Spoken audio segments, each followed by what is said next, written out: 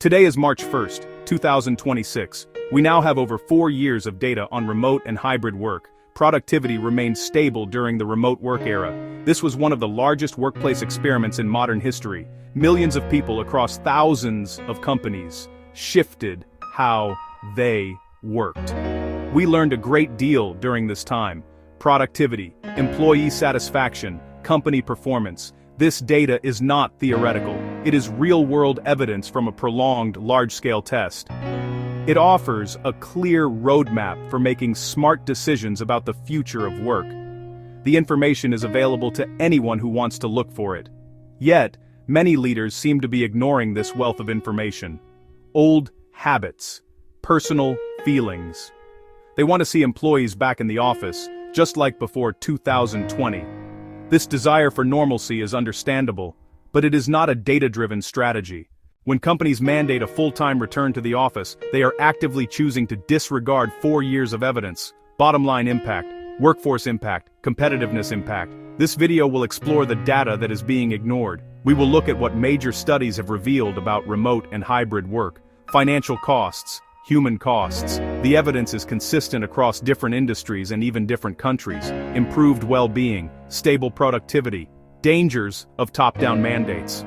Ignoring this evidence is not just a missed opportunity, it is a strategic error that is already proving costly for many organizations. The core issue is a disconnect between perception and reality. Some executives believe that productivity requires physical presence. They feel that company culture can only thrive when everyone is in the same building. The data from the last 4 years challenges these long-held beliefs directly. Other models can work just as well. One of the biggest fears about remote work was a drop in productivity. Many leaders worried that employees would not work as hard without direct supervision. The data, however, tells a different story. Numerous studies, including research I have studied closely from Stanford, have shown that hybrid work often maintains productivity or even slightly increases it. Employees with the flexibility to work from home 2 days a week, 3 days a week, are just as effective as their full-time office counterparts. They often use the time saved from commuting to work more, or they simply work more efficiently without office distractions. The evidence extends beyond individual productivity to company-wide performance.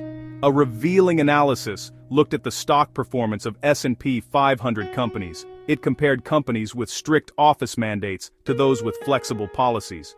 The study found no evidence that forcing employees back to the office led to better financial outcomes. In fact, the companies with high flexibility often perform just as well, if not better. The market does not appear to be rewarding companies for their strict return-to-office policies. Ignoring the data on remote work does not just affect spreadsheets, it directly impacts people. When employees are forced back into an office against their preferences, their job satisfaction plummets. This is not a surprise. For 4 years, many workers built new routines that gave them better work-life balance, more time with family, significant savings on commuting costs. Taking that away without a clear, data-backed reason feels punishing. It sends a message that the company does not trust its employees or value their well-being.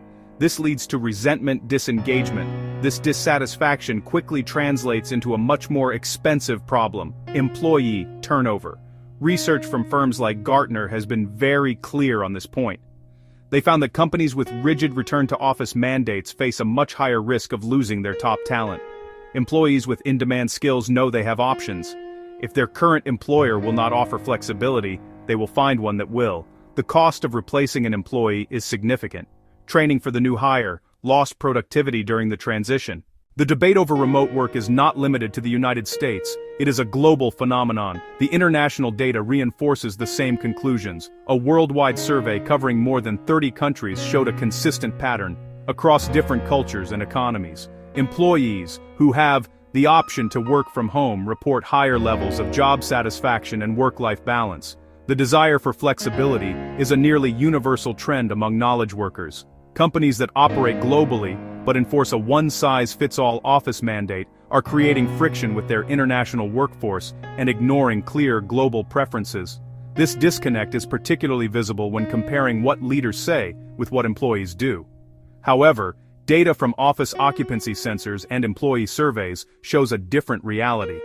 Employees often find ways to maintain flexibility, coming in on different days than their teammates, or simply not adhering to the mandate.